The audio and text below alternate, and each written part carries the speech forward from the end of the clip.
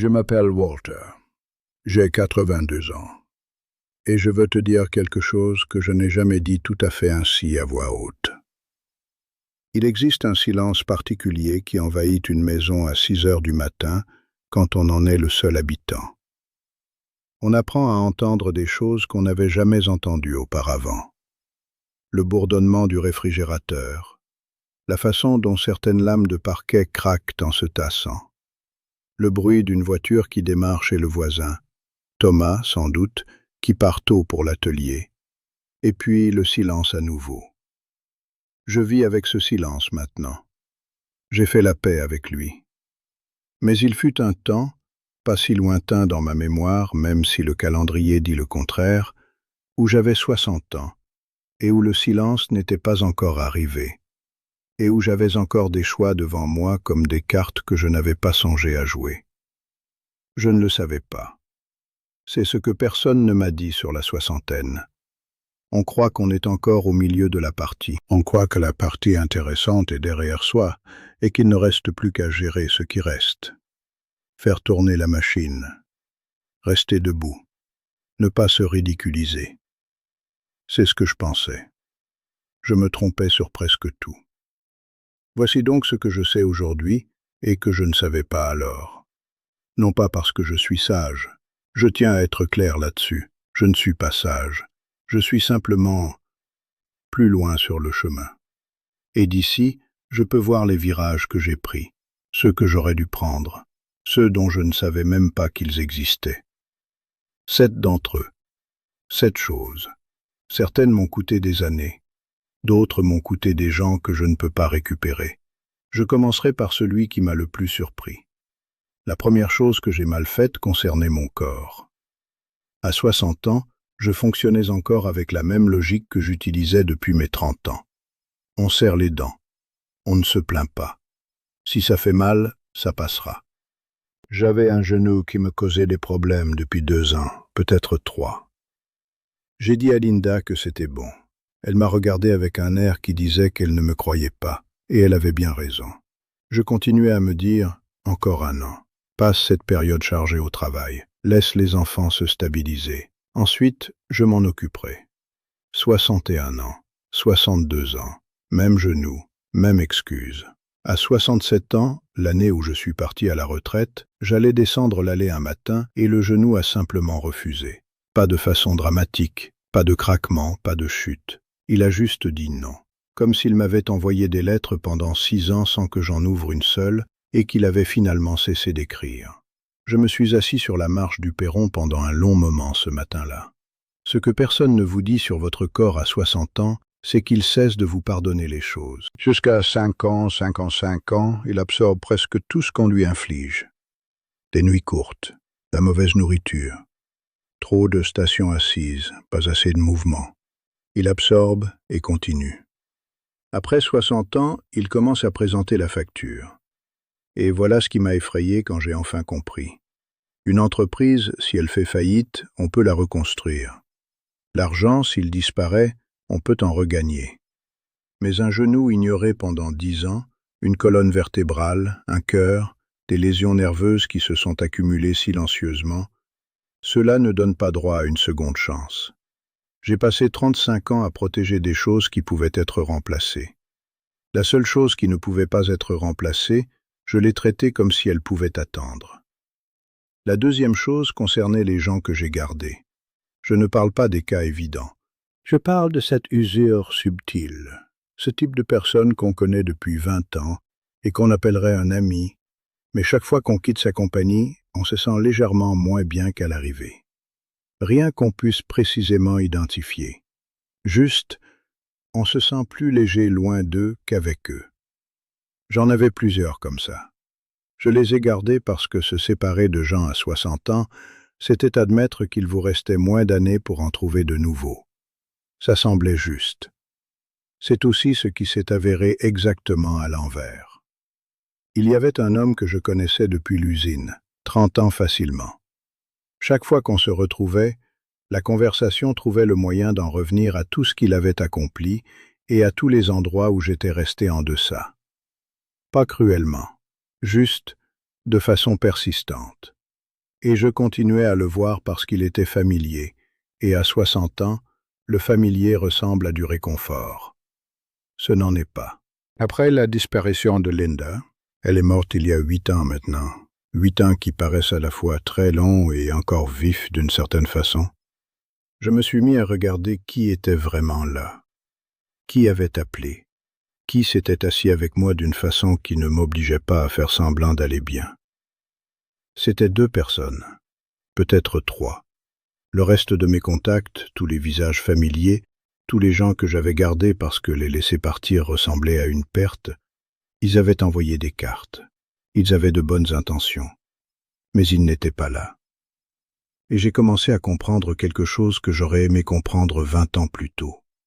Le nombre de personnes dans votre vie n'a presque aucun rapport avec le fait de se sentir seul ou non. Ce qui compte, c'est si l'une d'elles vous connaît vraiment. Si vous pouvez appeler à 9 heures du matin sans raison particulière. Si elles vous ont jamais vu quand vous ne vous teniez pas à carreau. J'avais 30 ans de relation et environ 3 personnes qui répondaient à ces critères. Ce n'était pas leur faute, c'était la mienne. Je n'avais jamais laissé les autres entrer suffisamment pour devenir le genre de gens qui le feraient. La troisième chose, et celle-là je la porte différemment des autres, quelque part dans nos 40 ans, Linda et moi avons cessé de nous retrouver vraiment. On était encore dans la même maison, on était encore, selon tout critère raisonnable, un couple. Mais les conversations se sont rétrécies. Qu'est-ce qu'on mange ce soir? Si les gouttières avaient besoin d'être nettoyées, une note à propos d'un coup de téléphone de l'un des enfants. Elle me demandait quelque chose, vraiment me demandait, et je lui donnais la réponse courte. Pas parce que j'étais cruel, parce que je ne pensais genuinement pas que la réponse longue était quelque chose dont elle avait besoin de ma part. Je pensais que c'est de ça que les femmes parlaient avec leurs amis. Je pensais que mon rôle était d'être stable. J'étais stable. J'étais aussi ailleurs la plupart du temps. À 62 ans, elle a dit quelque chose que je n'ai pas vraiment entendu. On était assis dans la cuisine après le dîner. Je me souviens de la lumière, ce jaune particulier du plafonnier. Et elle a dit « Walter, je ne sais plus ce que tu penses. Je ne suis pas sûr de le savoir depuis un moment. » Je lui ai dit que j'allais bien, que tout allait bien, qu'elle s'inquiétait trop. Elle n'a pas insisté. C'était Linda. Elle disait ce qu'elle avait à dire, puis elle laissait passer, et je me suis dit que la conversation était réglée. Elle ne l'était pas.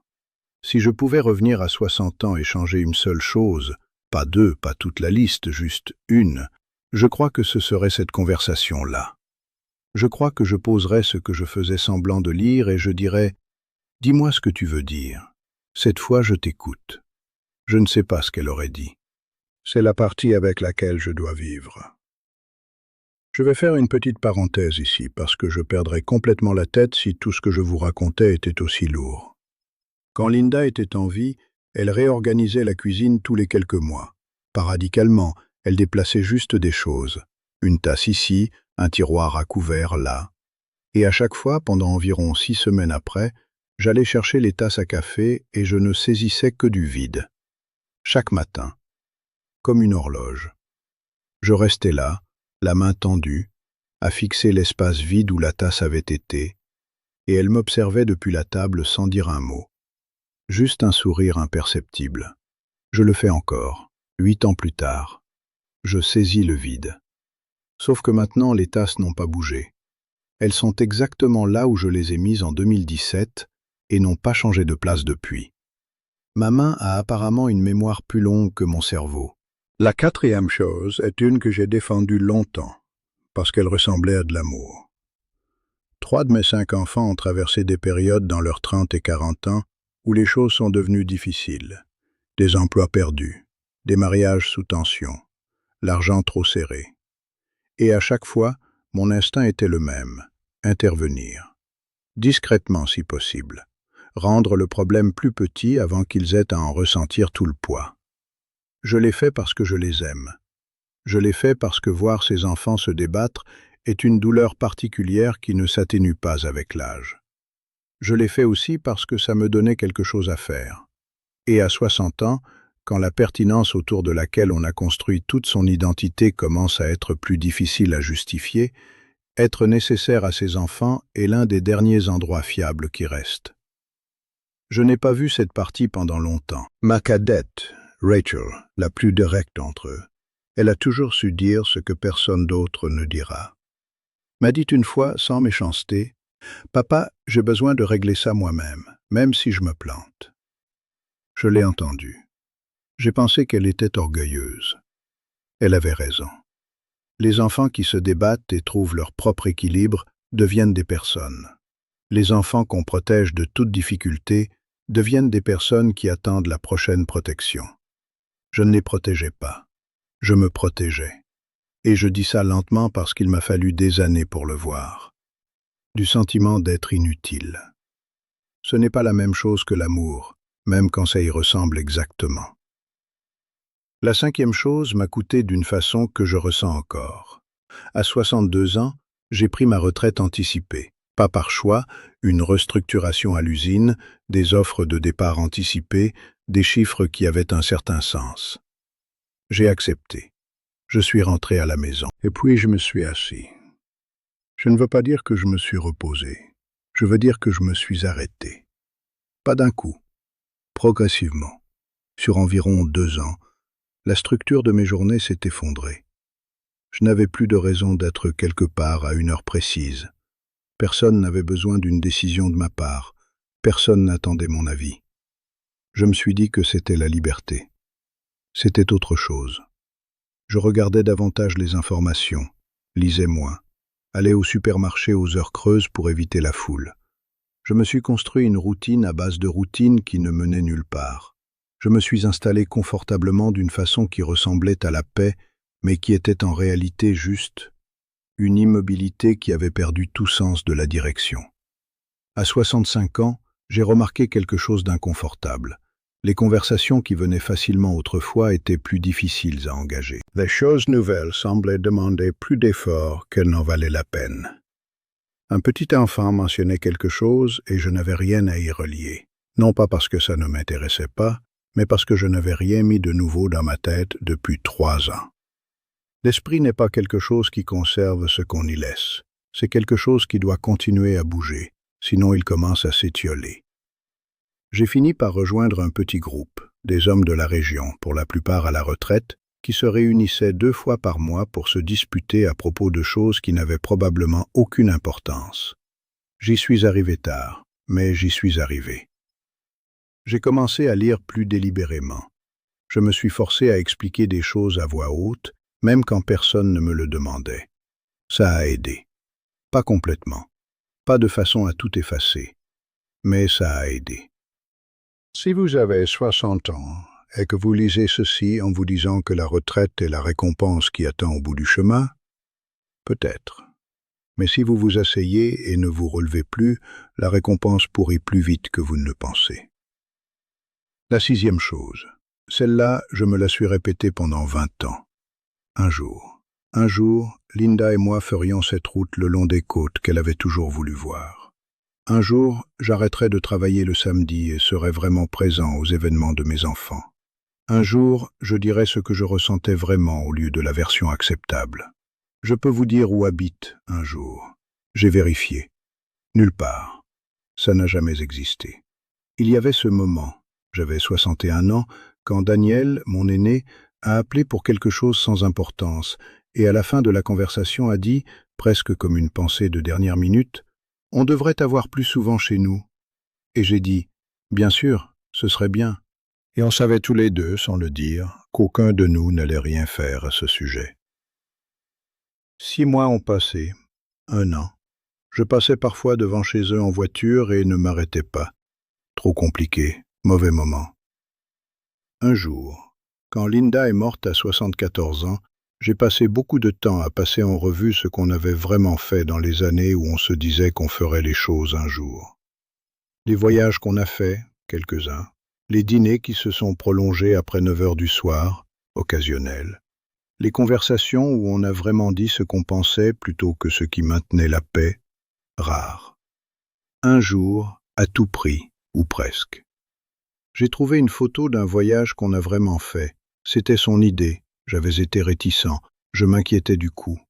Nous deux dans une aire de repos quelque part, en train de rire de quelque chose dont je ne me souviens plus. Elle a l'air exactement d'elle-même. J'ai l'air genuinement heureux. Cette photo, c'est ce que un jour m'a volé. Pas les grandes choses. Le rapport.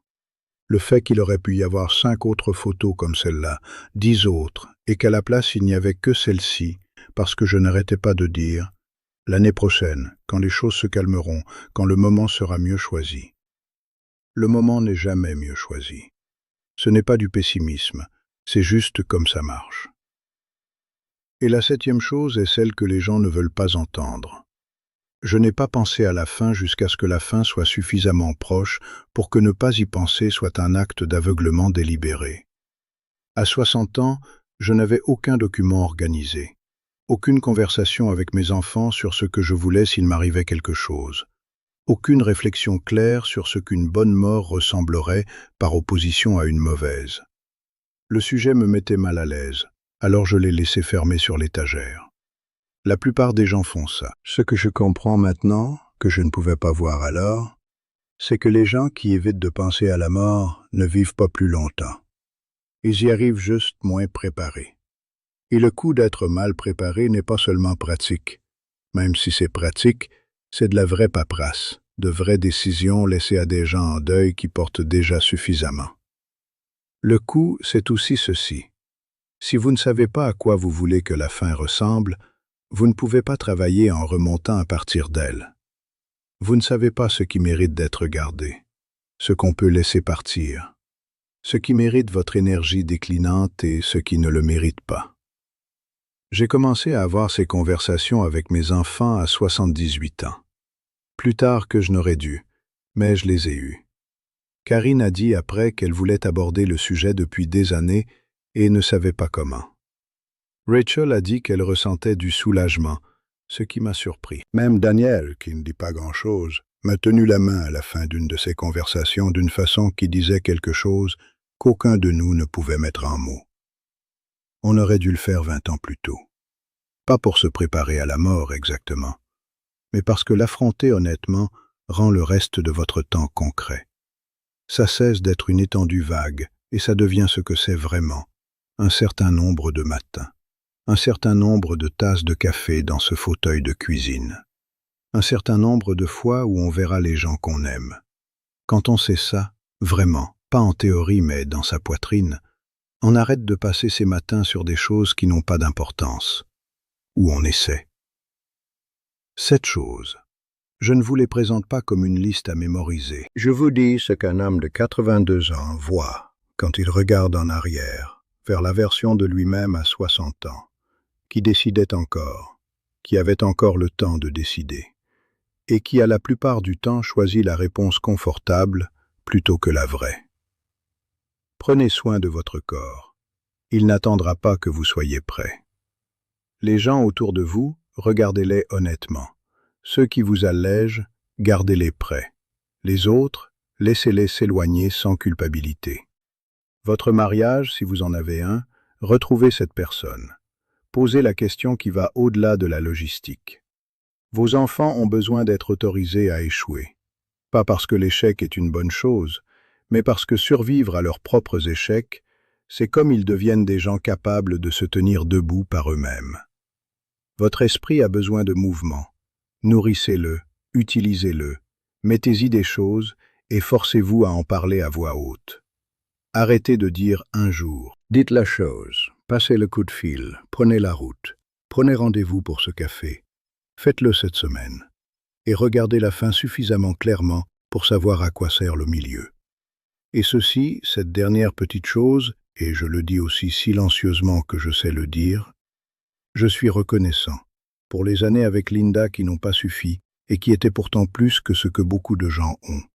Pour les 5 enfants qui ont grandi et sont devenus leurs propres personnes, dont certains que je comprends mieux que d'autres.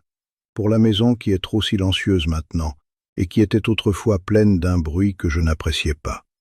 Pour Thomas d'à côté qui m'a emprunté ma perceuse le mois dernier et l'a remise sur le perron sans cérémonie, exactement là où je l'avais laissée pour lui. Et cet échange sans mots a signifié quelque chose pour moi que je ne pourrais pas expliquer même si j'essayais. Pour les matins, même ceux qui ne sont que moi et le bourdonnement du réfrigérateur et le son du quartier qui se réveille sans moi. 82 ans, c'est une longue période pour être en vie. C'est aussi, de l'intérieur, remarquablement bref. J'y pense et je ne sais pas vraiment quoi en faire. Alors la plupart du temps, je m'assieds avec mon café, je regarde la lumière changer, et j'essaie de ne pas gaspiller le matin à me demander si j'ai dit assez de bonnes choses. Si quelque chose de ce que j'ai dit est resté avec toi, note-le. Pas pour moi, juste pour toi. Les choses qui valent la peine d'être gardées, valent la peine d'être gardées quelque part où tu peux les retrouver. Et si tu as envie de revenir t'asseoir avec moi, je serai là. Prends soin de toi, quoi que ça veuille dire pour toi.